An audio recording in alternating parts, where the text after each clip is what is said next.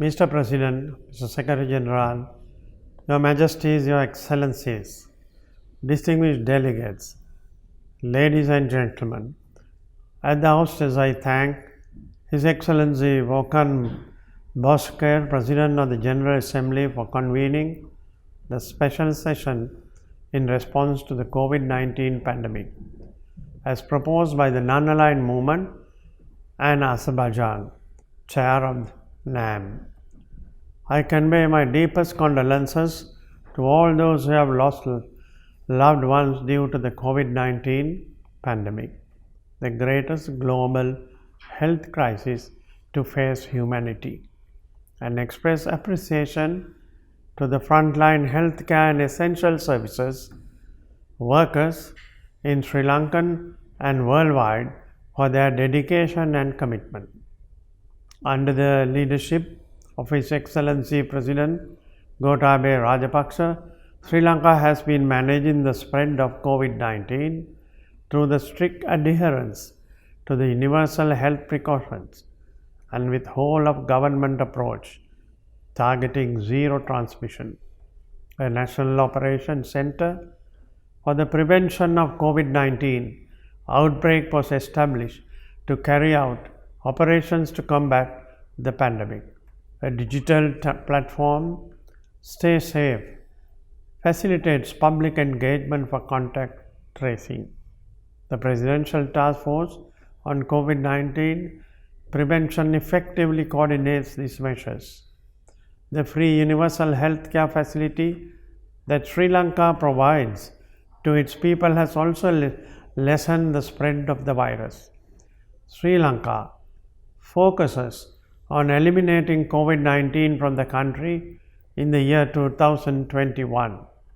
The mechanism and strategic plan the government has currently deployed to respond to the pandemic while maintaining normalcy in the daily life consists of 10 pillars: national level coordination, planning and review as the first pillar, raising awareness among the public about the risk and active participation of the society in the mitigation process as the second, supervision, rapid response and detection as the third, monitoring at the ports of entry and inland transportation routes as the fourth, strengthening the laboratory system as the fifth, control and prevention of the spread of the virus as the sixth, adequate handling of patients as the seventh, expediting facilities to all the healthcare services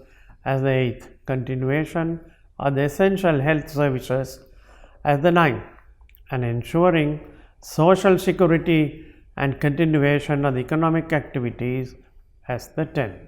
In addressing the socio-economic impact caused by the pandemic, the government has granted financial relief, dry rations to over 6 million families and vulnerable groups, established a COVID-19 healthcare and social security fund, and provides financial facilities to local businessmen. Sri Lanka has a long history of successful vaccination programs. When introducing the COVID-19 vaccination program, the government ensures that public confidence is maintained. Sri Lanka is already included in the COVAX facility for COVID-19 vaccination. For the implementation of a more safe vaccine program, in liaison with the WHO, a coordination committee consisted of highest level experts at the Ministry of Health has been appointed. Following the discussions with the WHO, UNICEF, ADB and the World Bank, the government has been able to secure funds for improvement and procurement of the equipment for the maintenance of vaccine cold chains. As the virus transcends all national boundaries, the role of the United Nations is pivotally felt today. Sri Lanka reiterates the call for the UN Secretary General to make COVID-19 a vaccine global public good, free and accessible to all. The United Nations need to mobilize all resources and partners to this end without any exception. Sri Lanka reiterates its support to the extensive work carried out by the World Health Organization, WHO, since many countries are facing repeated waves of virus. The WHO's access to COVID-19 tools accelerators should be facilitated by all stakeholders.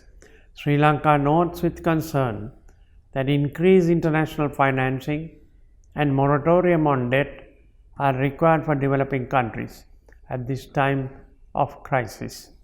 Sri Lanka reiterates that the middle-income countries be given special attention, and Joint Secretary General's call to broaden the eligibility for G20 debt service suspension initiative, DSSI, and to include the MICs.